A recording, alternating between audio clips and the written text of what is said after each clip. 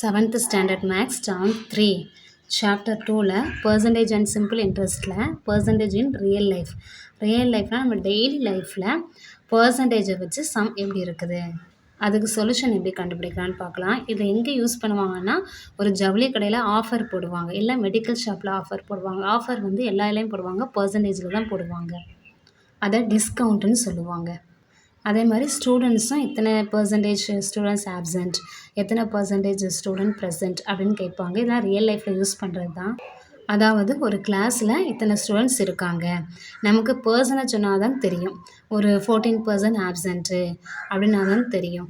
இதில் பர்சன்டேஜில் கொடுத்துருக்கு. ஸோ பர்சன்டேஜில் கொடுத்ததை நம்ம நம்பர் ஆஃப் பர்சன் எத்தனைன்னு கண்டுபிடிக்கணும். ஆப்சண்ட் இருக்கா இல்லை ப்ரெசென்ட் இருக்கா, அந்த கொஸ்டினில் ப்ரெசென்ட்டுக்கு தான் கேட்டிருக்காங்க. There are 50 students in a class. If 14 students are absent on a particular day, find the number of students present in the class. அதாவது ஒரு கிளாஸில் 50 ஸ்டூடெண்ட்ஸ் இருக்காங்க, அதில் ஒரு பர்டிகுலர் டே ஏதோ ஒரு நாளைக்கு எத்தனை பேர் ஆப்சண்ட்டாக, 14% ஆப்சண்ட்டாக. எத்தனை பேர்னு சொல்லலை, பர்சன்டேஜில் கொடுத்துருக்காங்க. என்ன கண்டுபிடிக்கணுமா? Find the number of students present in the class. இதில் ஆப்சண்ட் தான் பர்சன்டேஜில் கொடுத்துருக்காங்க, ஆனால் கொஸ்டின் என்ன கேட்டிருக்காங்க? ப்ரெசன்ட் கேட்டிருக்காங்க. ஸோ நம்ம கேர்ஃபுல்லாக கவனிக்கணும். இதில் வந்து 50 ஸ்டூடெண்ட்ஸ்க்கு வச்சு சொல்லியிருக்கேன். நான் எக்ஸாம்பிளுக்கு என்ன சொல்கிறேன், 100 ஸ்டூடெண்ட்ஸ் இருக்காங்க ஒரு கிளாஸில் அப்படின்னா 14% அப்படின்னா 100 ஸ்டூடெண்ட்ஸில் 14 ஸ்டூடெண்ட்ஸ் என்னது ஆப்சண்ட். அவள் ப்ரெசன்ட் எத்தனை பேராக இருக்கும்? 100ல் 14 மைனஸ் பண்ணால் நமக்கு எத்தனை பேருன்னு கிடைக்கும்? 86. ஸோ 86 ஸ்டூடெண்ட்ஸ் என்னது ப்ரெசன்ட். இதுக்கு அதான் மீனிங். 14%னால் 100 ஸ்டூடெண்ட்டில் 14% ஸ்டூடெண்ட் ஆப்சண்ட்டு அப்படின்னு தான் இதுக்கு மீனிங் பர்சன்டேஜுக்கு. நம்ம சொல்யூஷனுக்கு வரலாம். Number of students absent on a particular day, அதாவது இது பர்சன்டேஜில் கொடுத்துருக்காங்க. எத்தனை ஸ்டூடெண்ட் நம்ம நம்பர் ஆஃபில் கண்டுபிடிக்கிறதுக்காக என்ன பண்ணணும்? டோட்டலாக எத்தனை பேர்? 50 ஸ்டூடெண்ட்ஸ் தானே. ஸோ 14%ல் 15 ஸ்டூடெண்ட்ஸு ஆப்சண்ட். ஓகே, அப்படி வச்சுக்கணும். நம்ம 14%னால் பர்சன்டேஜை எடுத்தால் டிவைட் பை 100 தான் போடுவோம். ஆஃப்னு வந்தால் மல்டிப்ளிகேஷன் சைன் தான் போடுவோம். 50 அப்படியே போடுவோம். இதை கேன்சல் பண்ணிடலாமா? 150 50 2 50s 100. இதை கேன்சல் பண்ணால் 1 2 is 2 7 2s 14. இது வந்து என்னது? ஆப்சண்ட்டுக்கு. அப்போ நம்பர் ஆஃப் ஸ்டூடெண்ட்ஸ் வந்து 7 ஆப்சண்ட்டுக்கு. ஆனால் கொஸ்டினில் ப்ரெசன்ட் கேட்டிருக்கு. ஸோ என்ன பண்ணணும்? Total number of students 50 students. 50 ஸ்டூடெண்ட்ஸில் 7 ஸ்டூடெண்ட் ஆப்சண்ட். அப்போ எத்தனை ப்ரெசன்ட்னு பார்க்குறது, ரெண்டையும் மைனஸ் பண்ணணும். 43. ஸோ 43 ஸ்டூடெண்ட்ஸ் என்னது ப்ரெசன்ட். கேட்ட கொஸ்டினுக்கு ஆன்சர் வந்துட்டா? நம்பர் ஆஃப் ஸ்டூடெண்ட்ஸ் ப்ரெசன்ட் தான். ஸோ இது நம்பர் ஆஃப் ஸ்டூடெண்ட்ஸ் ப்ரெசன்ட் தானே 43. இதான் answer. Next example. Kuralmadi bought a raincoat and saved ₹25 with a discount of 20%. What was the original price of the raincoat? அதாவது குரல்மதி வந்து வாங்கினானா, பாட்னா வாங்கினான். என்ன வாங்கினா? ஒரு ரெயின் கோட்டு. மழை பெய்யும் போது போடுற கோட்டு தான் ரெயின் கோட்டு. வாங்கினதில் சேவ் பண்ணியிருக்கா எவ்வளவு? ₹25. எப்படி சேவ் பண்ணுவாங்க? இப்போ ரெயின் கோட்டு ₹100 அப்படின்னா டிஸ்கவுண்ட் வந்து 20%. இதுக்கு என்ன மீனிங் அப்படின்னா, அந்த ரெயின் கோட்டு ₹100னால் 20 வந்து டிஸ்கவுண்ட்டா. அப்போது மீதி ₹80 கொடுத்து தான் அந்த ரெயின் கோட்டையே வாங்கியிருப்பாங்க. இது வந்து நான் என்ன சொல்ல வரேன்னா, இப்போ நீங்கள் ரெயின் கோட் வாங்க போகிறீங்க, அந்த ரெயின் கோட்டோட காஸ்ட் வந்து ₹100. ஆனால் நீங்கள் கடைக்காரர்கிட்ட அந்த ₹100மே பே பண்ண வேண்டியதில்லை. டிஸ்கவுண்ட் எவ்வளவோ அதை லெஸ் பண்ணிட்டு தான் நம்ம பே பண்ணுவோம். ஆனால் இங்கே வந்து டிஸ்கவுண்ட் வந்து பர்சன்டேஜில் கொடுத்துருக்காங்க. அப்படின்னா நமக்கு எப்படி லெஸ் பண்ண முடியும்? கடையில் எல்லா கடையிலையும் பாருங்கள், டிஸ்கவுண்ட் வந்து பர்சன்டேஜில் எத்தனை பர்சன்டேஜ்னு தான் கொடுப்பாங்க. எவ்வளவுன்னு அது எப்படி கண்டுபிடிக்கணும்னா, நம்ம எவ்வளோ அமௌண்ட்டுக்கு வாங்குகிறோமோ அதுக்கு தான் பர்சன்டேஜ் கண்டுபிடிக்கணும். இப்போ ₹100 ரெயின் கோட் அப்படின்னா டிஸ்கவுண்ட் 20%னால் இதில் ₹20 லெஸ் பண்ணிவிட்டு ₹80 நம்ம கொடுத்தாலே போதும் அந்த ரெயின் கோட்டுக்கு. அப்போ எவ்வளோ லெஸ் பண்ணுறாங்க? ₹20. 20%னா ₹100க்குன்னா ₹20. ஆனால் இங்கே எவ்வளோ சேவ் பண்ணுறாங்கன்னா, இந்த டிஸ்கவுண்ட் வந்து 20%னால் ₹25 வருதான், ₹20 வரல. அப்போ என்னது? 25%னா 20% அப்படின்னா 25 ருபீஸ் வருதான். அப்போ நம்ம எவ்வளவுன்னு கண்டுபிடிக்கணும்.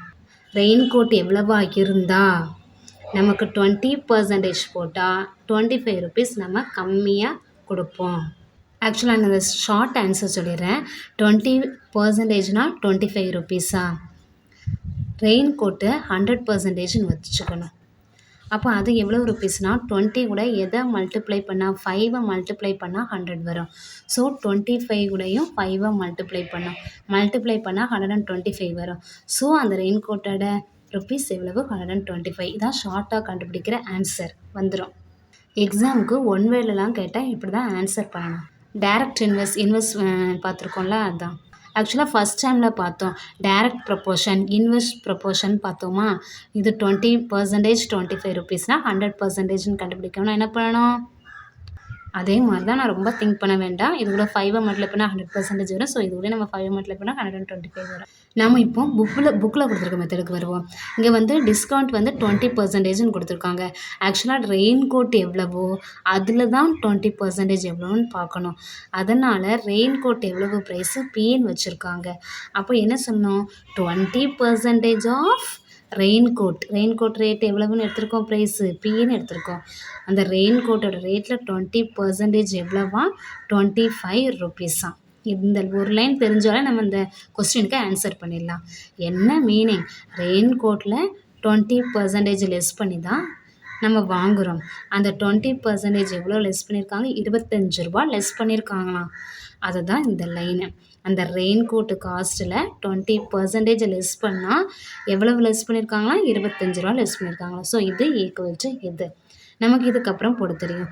20%னா பர்சன்டேஜ் எடுத்தால் டிவைட் பை 100 போடுவோம். ஆஃப் வந்தால் இன்ட்டு போடுவோம். பி அப்படியே போட்டுருவோம். 25 அப்படியே பி அப்படியே வச்சுருவோம். நெக்ஸ்ட் என்ன பண்ணுவோம்? இந்த 20/100 இந்த ஈக்குவலுக்கு ரைட் சைட் போகும்போது ரெசிப்ரோக்கல் 100 டினாமினேட்டரில் இருந்தால் ரைட் சைடு வந்து நியூமரேட்டருக்கு வந்திருக்கும். இங்கே நியூமரேட்டரில் இருக்கிற வேல்யூ இங்கே டினாமினேட்டர் வந்துடும். நெக்ஸ்ட்டு கேன்சல் பண்ணிடலாம். ஒரு 0 cancel. 1 2 is 2 5 2s are 10 2 5 25 5 multiply பண்ணால் 125. இதுதான் ஆன்சர். ஏன்னா நம்ம அந்த பி தானே ப்ரைஸ் ஆஃப் ரெயின் கோட்ஸ்னு எடுத்திருக்கோம். அந்த பி தானே 125. So original price of the raincoat எவ்வளவு?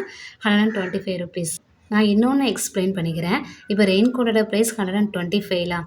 இதில் 10% அப்படின்னா ஒரு டிஜிட்டுக்கு முன்னாடி பாயிண்ட் வைக்கணும். பாயிண்ட் வச்சா 12.5ன்னு வரும். 10% 12.5னா 20%னா இதை 2 டைம்ஸ் ஆட் பண்ணணும். ஸோ 25 வரும். அப்போ 25 ருபீஸ் தானே லெஸ் பண்ணியிருக்காங்க. நமக்கு 20% தானே டிஸ்கவுண்ட்டு. ஸோ ஆன்சர் கரெக்டு தானே, அப்படி கூட செக் பண்ணிக்கலாம். தயவு செய்து மக்கப் பண்ணாதீங்க, புரிஞ்சு படிங்க. இப்போது 125 ருபீஸ் அதில் 10% எவ்வளவுன்னா ஒரு டிஜிட்டுக்கு முன்னாடி பாயிண்ட் வச்சா என்ன வரும்? 12.5. ஸோ 12 ருபீஸ் 50 பைசே அப்படின்னு அர்த்தம். அதாவது இப்போ நம்ம ஜுவல்ஸ் வாங்க தான் போகிறோம். அங்கேயும் எத்தனை பர்சன்டேஜ் செய்கூலி செய்தாரம்னு சொல்லுவாங்க. ஸோ நம்மளே கண்டுபிடிக்கணும் இந்த அமௌண்ட்டுக்கு எவ்வளவு செய்கூலி செய்தாரம் அப்படின்னு. இப்போ 10%ன்னு சொன்னால் ஒரு டிஜிட்டுக்கு முன்னாடி பாயிண்ட் வச்சிடணும். அந்த அமௌண்ட்டை நீங்கள் கன்சிடர் பண்ணிவிட்டு அதை 20னா 2ஆல் மல்டிப்ளை பண்ணணும். 3னா 3ஆல் மல்டிப்ளை பண்ணணும். 30னா அப்படியே மல்டிப்ளை பண்ணி நீங்களே செக் பண்ணிக்கோங்க கரெக்டாக கடையில் போட்டிருக்காங்களான்னு. Next example, an alloy contains 26% of copper. What quantity of alloy is required to get 260 gram of copper? கொஸ்டினை நல்லா புரிஞ்சுக்கணும். an alloyனா என்னது? 2-3 metals more than 2 metals சேர்ந்தது. சரியா? அதான் என்னது? அலாய். இதான் ஆக்சுவலாக இதான் அந்த மெட்டல்னு வச்சுக்குவோமே. இதான் அலாய்ன்னு வச்சுக்குவோம். மோர் தென் 2 மெட்டல்ஸ் சேர்ந்தது தான் என்னது? அலாய். அதில் காப்பர் எவ்வளோ இருக்கும்? 26%. இவ்வளோ ஹாஃப்னா 50% வரும். இதில் இது 25 இருக்கும். அது கொஞ்சம் போனால் 26. ஸோ இவ்வளோ வர என்னது நம்ம காப்பர்னு வச்சுக்குவோம். இப்போ வந்து கோல்டு தான் செய்கிறாங்கன்னா ஃபுல்லாக அது கோல்டு கிடையாது. அந்த செம்பும் கொஞ்சம் சேர்ப்பாங்கள்ல, அதே மாதிரி நினச்சிக்கோங்க. அந்த செம்பும் 26% சேர்க்குறாங்க அப்படின்னு வச்சுக்குவோம். இப்போ வந்து 1 பவுன் செய்கிறதுக்கு கொஞ்சம் போல் செம்பு சேர்க்கப்பாங்க. இதில் என்ன கேட்டிருக்காங்க? What quantity of alloy is required to get? ஆக்சுவலாக 26% ஆஃப் காப்பர் சேர்த்தா அலாய் இவ்வளவு இருக்குது. 260 கிராம் ஆஃப் காப்பர் சேர்ந்தா எவ்வளவு அலாய் குவான்டிட்டி. அப்போ நம்ம இதை வந்து 260 கிராம் ஆஃப் காப்பர்னு ஞாபகம் வச்சுக்கோங்க. இதுதான் 260 கிராம் ஆஃப் காப்பர் அப்படின்னா இந்த அலாயோட குவான்டிட்டி எவ்வளவு அப்படின்னு கேட்டிருக்காங்க. ஒரு அலாய் இருக்குன்னா அதில் 26% காப்பர். அவங்க என்ன கேட்டிருக்காங்க, 260 கிராம் காப்பர் இருந்தால் அந்த அலாய் எவ்வளவுன்னு கேட்டிருக்காங்க. ஸோ நம்ம என்னது 2060 கிராம் தான் என்னது 26% ஆஃப் அந்த அலாய் குவான்டிட்டி. ஓகே, இதான அலாய் குவான்டிட்டி. இதில் 26% ஆஃப் காப்பர் சேர்ந்துருக்கு. 260 கிராம் ஆஃப் காப்பர் இருந்துச்சுன்னா அலாய் எவ்வளவுன்னு கேட்டிருக்கு. அதை தான் நம்ம எழுதியிருக்கோம். இந்த ஒரு லைன் புரிஞ்சுக்கோங்க நல்லா. 260 gram equal to 26% of quantity of alloy. Quantity of alloy என்னென்னு எடுத்திருக்காங்க, Qன்னு எடுத்திருக்காங்க. நம்ம பர்சன்டேஜ் இருந்தால் by 100 அப்படியே போடுவோம். ஆஃப் இருந்தால் மல்டிப்ளிகேஷன் சைனு. Q தானே குவான்டிட்டின்னு எடுத்திருக்காங்க, அதை அப்படியே போட்டுடலாம். அதான் இந்த லைனில் எழுதியிருக்கு. நெக்ஸ்ட்டு கியூ அப்படியே வச்சுட்டு இந்த வேல்யூ இந்த சைடு கொண்டு வரோம். கொண்டு வந்தால் 100 வந்து நியூமரேட்டர் ஆயிரும், 26 டினாமினேட்டருக்கு வந்திருக்கும். நெக்ஸ்ட் 26 கேன்சல் பண்ணிடலாமா, இதில் 10 இருக்கும். 10ஐயும் 100ஐயும் மல்டிப்ளை பண்ணால் 1000 கிராம். இப்படி மல்டிப்ளை பண்ண வேண்டாம், இங்கேருந்தே கேன்சல் பண்ணி ஷார்ட்டாக 1000 கிராம்னே கொண்டு வந்துடலாம். இப்போ ஆன்சர் வந்ததுக்கு அப்புறமாவது கொஞ்சம் யோசிங்க. இதில் அலாயில் 1000 கிராம் இருக்குது. அதில் 260 கிராம் தானே காப்பர். நான் என்ன சொன்னேன், இப்போ 1000 கிராம் இருக்குது. இதில் 10%னா ஒரு டிஜிட்டுக்கு முன்னாடி பாயிண்ட் வைக்கணும். பாயிண்ட் வச்சா என்னது 100 கிராம் ஆகும். ஸோ 26% காப்பரா. அப்போ இதில் 20%னா 200, 26னா 260 கிராம். இப்போ 260 கிராம் காப்பர்னு வந்துடுச்சா, ஆன்சர்லேருந்தே கொண்டு வந்துட்டோமா கொஸ்டின் கொஞ்சம் அண்டர்ஸ்டாண்ட் ஆகட்டாலும் கூட 2 டைம் பார்த்துட்டு ஆன்சர் வந்ததுக்கப்புறமாவது திங்க் பண்ணணும், ஓ இப்படியா அப்படின்னு. Next example, Kulal's mother makes dosa by mixing the batter made from 1 portion of black gram with 4 portions of rice. அப்போது ரைஸு 4 போர்ஷன் போட்டால் 1 போர்ஷன் தான் பிளாக் கிராம். பிளாக் கிராம்னா உளுந்து, கருப்பு உளுந்து. Represent each of the ingredients used in the batter as percentage. பர்சன்டேஜில் represent பண்ண சொல்லியிருக்காங்க. என்னதில் கொடுத்துருக்காங்க, ரேஷியோவில் கொடுத்துருக்காங்க. அதாவது 4 போர்ஷன் வந்து ரைஸ் எடுத்தால் 1 போர்ஷன் எவ்வளவு பிளாக் கிராம். ஸோ இது ரேஷியோவில் கொடுத்துருக்காங்க. நம்ம இதை பர்சன்டேஜில் ரெப்ரசன்ட் பண்ணிடலாம். 4 போர்ஷன் தானே ரைஸு 4 இஸ்ட்டு 1 போர்ஷன் பிளாக் கிராம்னா உளுந்து. உங்கள் அம்மாட்டெலாம் வீட்டில் கேளுங்க, உளுந்து 1 மடங்கு போட்டால் அதை விட 4 மடங்கு என்ன பண்ணணும், ரைஸ் போடணும். அப்போ தான் இட்லி தோசைக்கெலாம் யூஸ் பண்ண முடியும். அதாவது பிளாக் கிராம்னா உளுந்து 100 கிராம் போட்டால் ரைஸ் எவ்வளவு போடணும், 400 கிராம் போடணும். இதான் 4:1 ரேஷியோவில் இருக்குது. இதை பர்சன்டேஜில் எப்படி பார்க்கணுன்னா, இந்த 4ஐயும் 1ஐயும் ஆட் பண்ணால் 5, டோட்டலி 5 போர்ஷன்ஸ். ஓகேயா, அந்த 5 போர்ஷன்ஸில் 1 தான் என்னது பிளாக் கிராம். ஸோ அதை பர்சன்டேஜில் கண்டுபிடிக்க நமக்கு ஃப்ராக்ஷன் இருந்தாலே போதும். ஃப்ராக்ஷன் இருந்தாலே 100%ஆல் மல்டிப்ளை பண்ணிடுவோம். 1 5 is 5, 2 5 are 10, 0. அப்போ 20% தான் என்னது பிளாக் கிராம் வந்துச்சா. Black gram 20%. நெக்ஸ்ட் என்னது, இங்கே 1/5 வந்து பிளாக் கிராம், 4/5 என்னது ரைஸு. ஸோ 4/5 ரைஸு பர்சன்டேஜில் கண்டுபிடிக்கணும்னா 100%ஆல் மல்டிப்ளை பண்ணுவோம். 1 5 is 5, 2 5 are 10, 0. 4 2s are 8, 80%. So rice 80%, black gram எவ்வளவு 20%. ஃபைனல் ஆன்சரில் the percentage of rice equal to 80%, the percentage of black gram equal to 20% போடலாம். Next example, a family cleans a house for Pongal celebration by dividing the work in the ratio 1:2:3, express each portion of work as percentage. என்ன கொடுத்துருக்காங்க, ஒரு family வீட்டை clean பண்ணுறாங்க. எதுக்காக, Pongal செலிப்ரேஷனுக்காக clean பண்ணுறாங்க. அந்த ஒர்க்கை வந்து டிவைட் பண்ணிடுறாங்க. இப்போ அம்மா வந்து 3 மடங்கு, அதை சொல்கிறத விட இப்போ வந்து டோட்டலாக எத்தனை 3 5 6 ரூம்ஸ் இருக்குது. ஓகேவா, 3 ரூம்ஸ் யார் பண்ணணும், அம்மா பண்ணணும்னு வச்சிடலாம். ஓகேயா, மம்மி. 2 போர்ஷன் யார் பண்ணணும், டேடின்னு வச்சிடலாம்.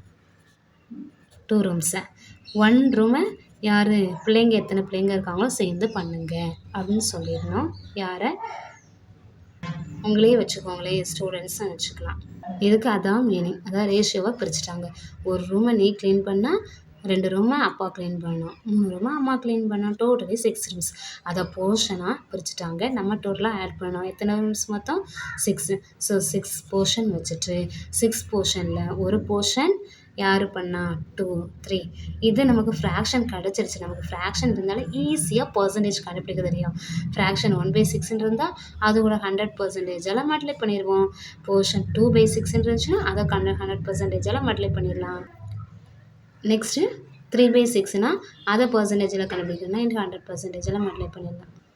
ஃபஸ்ட்டு இதை டிவைட் பண்ணுவோம். 100/6 100/6ஆல் டிவைட் பண்ணணும். 1 6 is 6, 10 6 மைனஸ் பண்ணால் 4, 0 கீழே கொண்டு வரோம். 6 6 are 36, மைனஸ் பண்ணால் 4. இதுக்கப்புறம் எதுவும் இல்லை. என்ன பண்ணணுமா, இதை மிக்சட் ஃப்ராக்ஷன் எழுதணும்.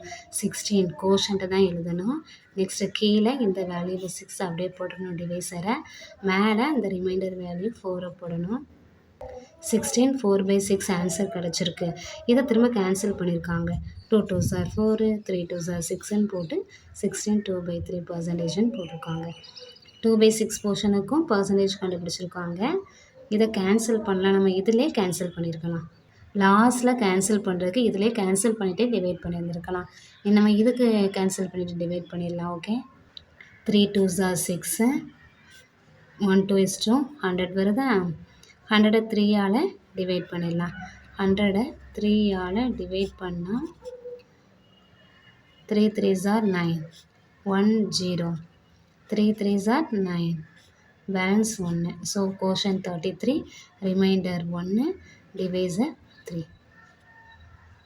இதே மாதிரி தான் 3/6 போர்ஷனுக்குமே 100% மல்டிப்ளை பண்ணுவோம். இதை கேன்சல் பண்ணிடலாம். 2 டேபிளில் 3 டேபிள்லேயே கேன்சல் பண்ணிடலாமா. 2 3s are 6, 1 3 is 3, 0 0, 2 டேபிளில் கேன்சல் பண்ணலாம். 1 2 is 2, 5 2s are 10, 0. So 50% answer வந்துருச்சா. நெக்ஸ்ட் எக்ஸாம்பிள் போகலாம். During Aadi sale the price of shirt decreased from 90 rupees to 50 rupees. What is the percentage of decrease? என்ன சொல்லியிருக்காங்க, ஆடி சேல்ஸில் ஒரு டிஷர்ட் வாங்குறாங்கன்னு வச்சுக்குவோம். 90 rupeesனா 50 rupees தான் கொடுக்காங்களாம். ஆடி சேல்ஸ்னால் கொஞ்சம் கம்மியாக போடுவாங்க, விலை குறையாக போடுவாங்க. What is the percentage of decrease? அதாவது இதில் 90 rupees வந்து 50 rupees கம்மி பண்ணியிருக்குன்னா எவ்வளவு கம்மி பண்ணியிருக்கு, 40 rupees கம்மி பண்ணியிருக்காங்க. இதை வந்து பர்சன்டேஜில் சொல்லணுமா. அந்த டிக்ரீஸ் 40 rupees-ஐ 40 rupeesன்னு சொல்லக்கூடாது, பர்சன்டேஜில் சொல்லணுமா. பர்சன்டேஜில் எப்படி சொல்லணும், 90 rupees தான் பார்க்கணும். 90 rupees-க்கு 40 rupees டிக்ரீஸ் பண்ணியிருக்காங்கல்ல, ஃப்ராக்ஷன் கண்டுபிடிச்சிட்டோம். பர்சன்டேஜ்னால் இன்ட்டு 100% அப்படின்னு போட்டுடலாம். கேன்சல் பண்ணலாம். நம்ம ஃப்ராக்ஷன் கண்டுபிடிச்சாலே பர்சன்டேஜ் ஈஸியாக கண்டுபிடிச்சிடலாம். அதாவது நமக்கு டிக்ரீஸ் தான் பர்சன்டேஜில் இருக்குது. ஸோ டிக்ரீஸ் அமௌண்ட் எவ்வளவுன்னு கண்டுபிடிச்சிட்டு டோட்டல் அமௌண்ட்டை கீழே போடணும். 90 rupees-க்கு 40 rupees டிக்ரீஸ் ஆகிருக்கு இன்ட்டு 100%. நெக்ஸ்ட்டு கேன்சல் பண்ணும். 0 0 கேன்சல் பண்ணிடலாம். இதை கேன்சல் பண்ண முடியுமா, முடியாது. ஸோ டிவைட் பண்ணிடலாம். 40 10 மல்டிப்ளை பண்ணால் 400 டிவைடட் பை 9%. இதில் பர்சன்டேஜ் போட்டால் கரெக்டாக வரும். இதில் பர்சன்டேஜ் போட்டுக்கோங்க. ஏன்னா நம்ம 100% போடுவோம். அந்த பர்சன்டேஜ் இருந்துக்கிட்டே இருக்கும்.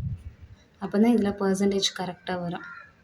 409ஆல் டிவைட் பண்ணிடலாம். 409, 4 9s are 36, மைனஸ் பண்ணால் 4, 0, 4 9s are 36, 4.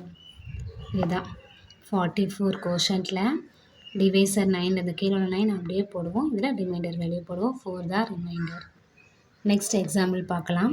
The number of literate persons in a city increased from 5 lakhs to 8 lakhs in 5 years. What is the percentage of increase? என்ன கொடுத்துருக்காங்க, லிட்ரேட்னா படித்தவங்க.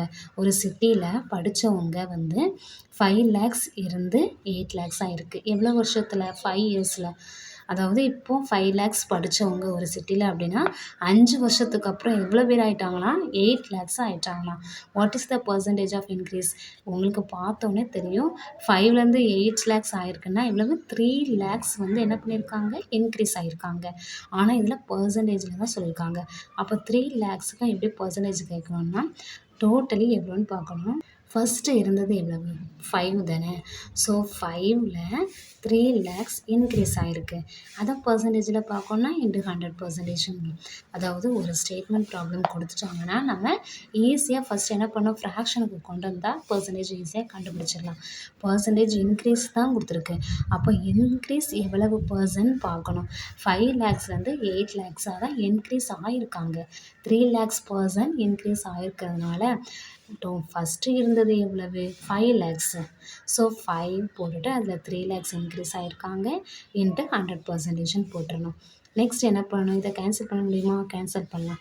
1 5 is 5, 2 5s are 10, 0.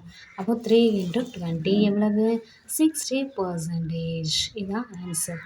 இங்கே உள்ள ஆன்சருமே இதுதான், செக் பண்ணிக்கோங்க கரெக்டான. நெக்ஸ்ட் எக்ஸாம்பிள் போகலாம். A shopkeeper bought a chair for rupees 325 and sold it for 350. Find the profit percentage. அதாவது ஒரு சேரை 325க்கு வாங்கி 350க்கு விற்றோம் அப்படின்னா நமக்கு எவ்வளோ, இது வந்து 25 ஆட் பண்ணால் தானே வரும். ஸோ நமக்கு எவ்வளோ லாபம், 25 rupees ப்ராஃபிட். அதை வந்து ருபீஸில் சொல்லக்கூடாதான், பர்சன்டேஜில் சொல்லணுமா. Find the profit percentage. So இது வந்து ஃபார்முலா, நம்ம வந்து 6th ஸ்டாண்டர்டில் படித்த ஃபார்முலா. ஆனால் நமக்கு ஷார்ட்கட் என்ன தெரியும், அதாவது ஃபஸ்ட்டு ஒரிஜினல் ப்ரைஸ் எவ்வளவு 325 ருபீஸில் 25 rupees ப்ராஃபிட்டு. அப்படின்னா 100%க்கு எவ்வளவு அப்படின்னு ஈஸியாக கண்டுபிடிக்க தெரியும் நமக்கு. அதை தான் இதுலேயுமே கொடுத்துருக்காங்க. சிபினா என்னது, காஸ்ட்டு ப்ரைஸ், முதல்ல வாங்கியிருப்போம்ல அந்த ப்ரைஸ் தான் 325. ப்ராஃபிட்னா எவ்வளோ ப்ராஃபிட்டு, 25 rupees ப்ராஃபிட்டு. இதுலேருந்து இதை மைனஸ் பண்ணினா ப்ராஃபிட் கிடைக்கும் 25 இன்ட்டு 100% இதில் போடலாம். அப்போ தானே ஃபைனல் ஆன்சரில் அந்த பர்சன்டேஜ் நம்மளால் போட முடியும். இதை ஃபார்முலான்னு பயப்படாதீங்க. அது ஃபார்முலாவில் ஆக்சுவலாக நமக்கு புரிஞ்சால் அதுவும் ஈஸியாகவே புரிஞ்சிடும். வாங்கின ப்ரைஸ் எவ்வளவு, அதான் சிபி. வாங்கின ப்ரைஸ் உள்ளது ப்ரைஸு எது, அதில் நமக்கு ப்ராஃபிட் கிடச்சிருக்கு. எவ்வளோ ப்ராஃபிட் கிடச்சிருக்கு, அப்போ 100% எவ்வளவு. இதில் ப்ராஃபிட் பர்சன்டேஜ் கேட்டதுனால தான் நம்ம ப்ராஃபிட்டையே இதில் போடுறோம். ஆனால் நெக்ஸ்ட்டு சம்மில் இதில் லாஸ் தானே. ஸோ இந்த ஃபஸ்ட்டு உள்ள அமௌண்ட்டை போட்டுட்டு இந்த லாஸ் எவ்வளவு 20 rupees லாஸ், அப்போ 100% அப்படி தான். ஆக்சுவலாக இது ஃபார்முலா கிடையாது, நமக்கு ஆக்சுவலாக மெத்தட் தெரிஞ்சால் ஈஸியாகிடும். சரி, இந்த சம்மில் இந்த வேல்யூ நம்ம எழுதலாம். நெக்ஸ்ட்டு கேன்சல் பண்ணிடலாம். இதையும் கேன்சல் பண்ணாலே வரும். 1 5 is 5, 25. இதையும் 25 டேபிளே கேன்சல் பண்ணிடலாம். 125 is 25. 32ல் 25 மைனஸ் பண்ணால் 7 வரும். 325s are 75 நமக்கு தெரியும், அதாவது 13 வந்திருக்கு. இதை நம்ம டிவைட் பண்ணுறோம். 100 13ஆல் டிவைட் பண்ணணும். இதை 7ஆல் மல்டிப்ளை பண்ணால் 91 வரும். இங்கே வரும் 91. இல்லை மைனஸ் பண்ணால் பேலன்ஸ் என்ன வரும், 9 வரும். இதான் எழுதுகிறோம். கோஷன் வேல்யூ இங்கே எழுதுவோம், ரிமைண்டர் வேல்யூ மேலே எழுதுவோம், இந்த டிவிசர் வேல்யூ அப்படியே இங்கே எழுதுவோம். இந்த எக்ஸாம்லும் அதே மாதிரி தான். லாஸ்ட் எக்ஸாம்பிள் வந்து ப்ராஃபிட் கிடைக்கும், இந்த இதில் வந்து லாஸ் கிடைக்கும். ஏன்னா ஒரு டிஷர்ட் வந்து 110க்கு வாங்கிட்டு 90 rupeesக்கு சோல்ட் விற்றோன்னா எவ்வளோ நஷ்டம் தானே கிடைக்கும், அதான் லாஸ். நஷ்டம்னா லாஸ். இதை வந்து ருபீஸில் சொல்லக்கூடாதான், பர்சன்டேஜில் சொல்லணுமா. ஸோ நம்ம எவ்வளவு லாஸ் கிடைக்கும், 20 rupees நமக்கு லாஸ் ஆயிடுது. இதை பர்சன்டேஜில் சொல்லணும்னா ஃபஸ்ட்டு சிபி என்னன்னு பார்க்கணும். 110 rupeesக்கு 20 rupees லாஸு, ஃப்ராக்ஷன் கிடச்சிருச்சு. இதை பர்சன்டேஜில் சொல்லணும்னா 100%ன்னு போடணும். ஓகே, அப்போ நமக்கு இல்லை 100% போட்டால் நெக்ஸ்ட் லைன்லேயும் பர்சன்டேஜ் வந்துடும். 10 கேன்சல். நெக்ஸ்ட் இதை கேன்சல் பண்ண முடியாது. 20 10 மல்டிப்ளை பண்ணால் 200 டிவைட் பை 11. இதை டிவைட் பண்ணணும். இதை 200ஐயும் 11ஐயும். 111 is 11. 20ல் 11 மைனஸ் பண்ணால் 9, 0. 8 போட்டால் தானே வரும். 8 11s are 88. இதில் மைனஸ் பண்ணால் 2 வரும். இதுதான் இங்கே எழுதியிருக்கு. 18 கோஷன், ரிமைண்டர் 2, இந்த 11 டிவைசர். ஓகேயா. இதான் ஆன்சர். இதான் என்னது லாஸ்ட் பர்சன்டேஜ். ஆன்சர்னு போட்டு லாஸ்ட் பர்சன்டேஜ்னு போட்டு இதை போட்டுடலாம். Next example, an item was bought at rupees 200 and sold at a loss of 4%. What is its selling price? என்ன கொடுத்துருக்காங்க, ஒரு ஐட்டம் வாங்கினாங்க எவ்வளவுக்கு 200 ருபீஸ்க்கு, அதை வந்து லாஸ் ஆயிட்டான் 4%, அதில் லாஸ் ஆயிட்டான். ஆக்சுவலாக லாஸ் ஆனது எவ்வளோ ருப்பீஸ் அமௌண்ட்டு சொல்லலை, லாஸ் ஆனது 4% லாஸ் ஆகிருக்கான். அப்போ விற்றது எவ்வளவா இருக்கும் அப்படின்னு சொல்லியிருக்காங்க. நான் எப்பவுமே பர்சன்டேஜ் எப்படி பார்க்க சொல்லியிருக்கேன், 200 இருந்துச்சுன்னா ஒரு டிஜிட்டுக்கு முன்னாடி பாயிண்ட் வச்சா 10%, 2 டிஜிட்டுக்கு முன்னாடி பாயிண்ட் வச்சா 1%. அப்போ 1%னா 2 ருபீஸ். இப்போ 4%னா அதை 4ஆல் மல்டிப்ளை பண்ணணும். அப்போ இதையும் 4ஆல் மல்டிப்ளை பண்ணால் 8. 4%னா 8 ருபீஸ் என்னது லாஸ் ஆகிருக்கு. அப்போ 200 ருபீஸ்க்கு வாங்கிட்டு அப்போ 8 ருபீஸ் லாஸ் ஆயிடுச்சுன்னா இதில் 8 ருபீஸ் மைனஸ் பண்ண ஆன்சர் என்ன கிடைக்கும், 192. அப்போ 200 ருபீஸ்க்கு வாங்கிட்டு 190 ருபீஸ்க்கு சேல்ஸ் பண்ணியிருக்காங்க. ஷார்ட்டாக கண்டுபிடிக்கிற ஆன்சர் தான் இது. அதாவது 200 ருபீஸில் 10%னா 20 ருபீஸ், ஓகேயா, 1%னா 2 ருபீஸ். இப்படி ஈஸியாக கற்றுக்கோங்க. பர்சன்டேஜ் கண்டுபிடிக்க அது கஷ்டமே இல்லை. நம்ம புக்கில் கொடுத்துருக்க மெத்தடுக்கு வருவோம். எனக்கு சொல்லியிருக்கு, ஃபஸ்ட்டு லாஸ் எவ்வளோன்னு கண்டுபிடிக்கணும், அதுக்கப்புறம் தான் நம்ம செல்லிங் ப்ரைஸ் கண்டுபிடிக்க முடியும்.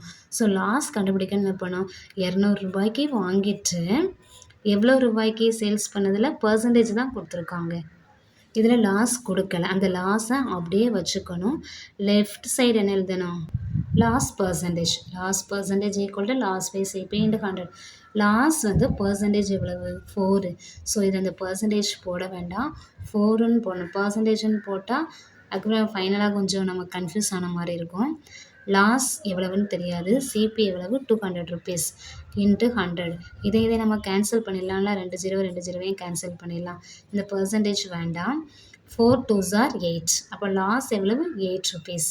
நமக்கு இதில் பர்சன்டேஜ் இருந்தால் லாஸ்ன்னு வந்து 4 2s are 8%ன்னு நிற்கும். நமக்கு வந்து இது ருப்பீஸ் தானே, இந்த லாஸ் வந்து ருப்பீஸ் தான், பர்சன்டேஜ் இல்லை.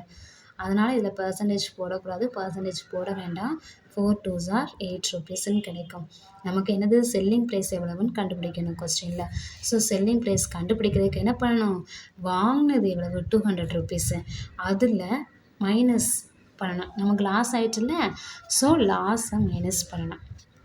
200 ரூபாய்க்கு வாங்கி லாஸ் 8 இதில் செல்லிங் ப்ரைஸ் பண்ணியிருக்கு. ஆக்சுவலாக இது நம்ம 6th படித்த ஃபார்முலா தான். ஃபார்முலானாலும் நமக்கு கொஞ்சம் யோசிக்கணும். ஆக்சுவலாக நம்ம 200 ரூபாய்க்கு வாங்கிட்டு எவ்வளோ ரூபாய்க்கு அதை சேல்ஸ் பண்ணால் நமக்கு நஷ்டம் கிடச்சிருக்கும்.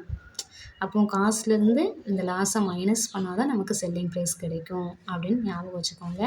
சிபி 200 ரூபா, லாஸ் 8 ருபீஸ், 2 மைனஸ் பண்ண 192. இதான் நமக்கு செல்லிங் ப்ரைஸ். இதான் ஆன்சர். கொஞ்சம் இந்த மெத்தட் படி பார்க்காம ஒன் வேர்டாக ஷார்ட்டாக ஆன்சர் பண்ணுற மாதிரி எப்படியும் பார்த்துக்கணும். டெக்னிக்காக இந்த ஃபஸ்ட்டில் சொல்லி கொடுத்தது நான் ஏதோ தேவையில்லாத சொல்லி கொடுத்து நினைக்காங்க.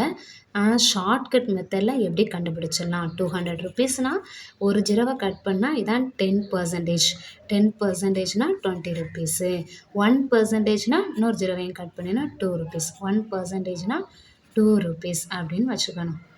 1%னா 2 rupees, 10%னா 20 rupees, 100%னா 200 rupees, 4%னா 8 rupees. ஏன்னா 1% 2 rupeesனா 4%னா இது கூட 4ஆல் மல்டிப்ளை பண்ணால் 8 rupees கிடைச்சிடும். ஷார்ட்கட்.